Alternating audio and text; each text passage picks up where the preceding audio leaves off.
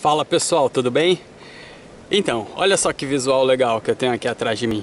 Aqui eu tô no Guaraú, no riozinho na Gamboa que dá acesso à passarela do Balsa. E que vou deixar para falar da passarela do Balsa mais pra frente, que eu pretendo passar ela de bike, para variar. Mas atrás de mim também a gente tem um cenário de tempestade de verão se aproximando. E aí eu me lembrei das manifestações de Tupã.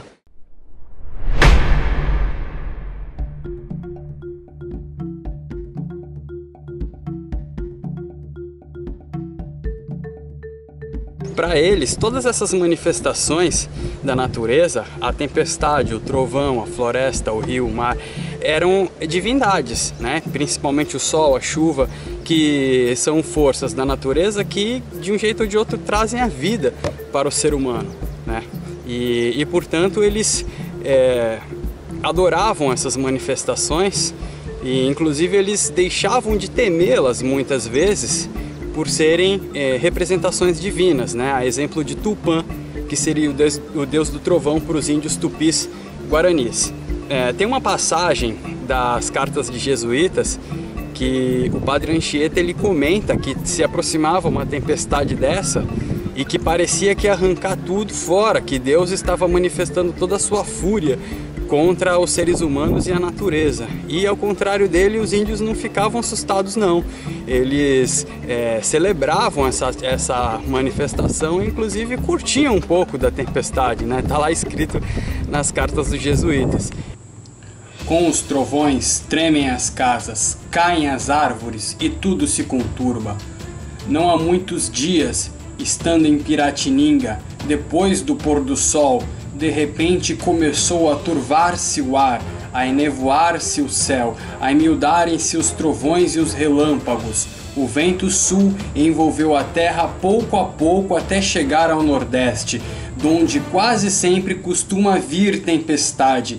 Ganhou tal violência que parecia o Senhor ameaçar com a destruição. Abalou casas, arrebatou telhados, derrubou matos, arrancou pelas raízes grandíssimas árvores, partiu ao meio ou destroçou outras, de maneira que nos matos se taparam os caminhos sem ficar nenhum. E o mais admirável é que os índios então, entretidos em seus beberes e cantares, como costumam, sem nenhum temor a tamanha confusão das coisas, não deixaram de dançar nem de beber, como se estivesse tudo no maior sossego.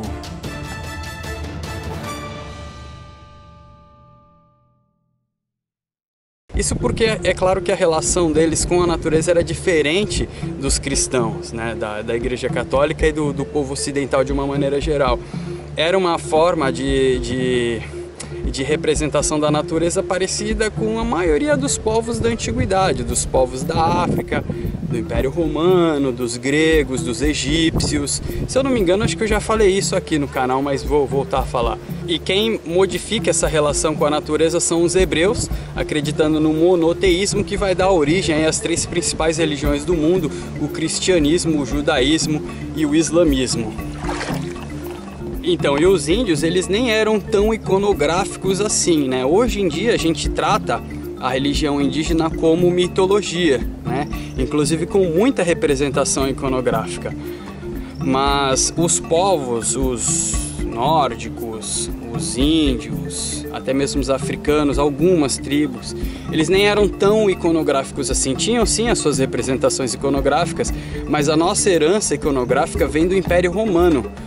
Quando foi instituído o cristianismo como a religião oficial do Império Romano, os romanos eram altamente iconográficos. Eu sei disso porque eu fui numa exposição sobre o Império Romano no MASP, uma exposição fantástica em 2014, se eu não me engano, e nessa exposição do MASP tinha lá imagens para tudo quanto é tipo de deuses que vocês possam imaginar, desde os deuses familiares até os deuses maiores, né? Então eles eram muito iconográficos. Então como fazer para de uma hora para outra você oficializar uma religião? Permitindo a iconografia, né? Por isso que a Igreja Católica ela é extremamente iconográfica. Inclusive isso dá pano para manga para o conflito aí entre os católicos e os neopentecostais, né? Porque uns acreditam na iconografia, os outros não acreditam.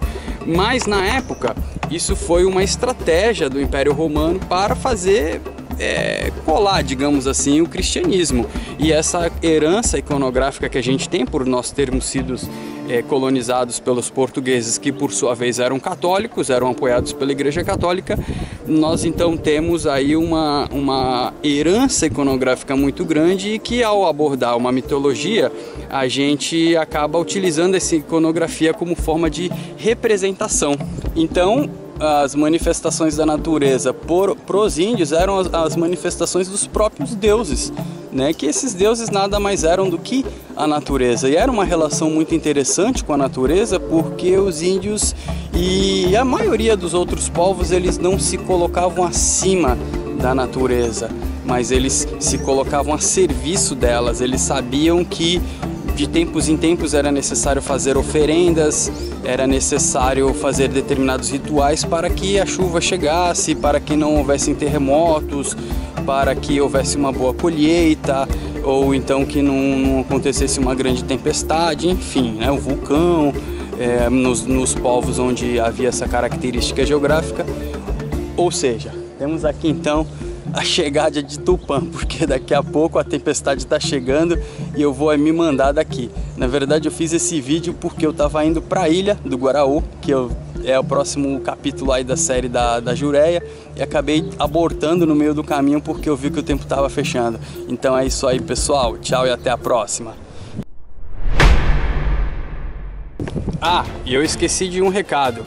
Se por acaso o tempo fechar e você estiver na praia ou na água, saia imediatamente, porque Tupã não tá de brincadeira, ele vai te acertar mesmo. E o Brasil é o maior país com índices de acidentes envolvendo raios. Então, fuja da praia assim que o tempo fechar. Tchau e até a próxima.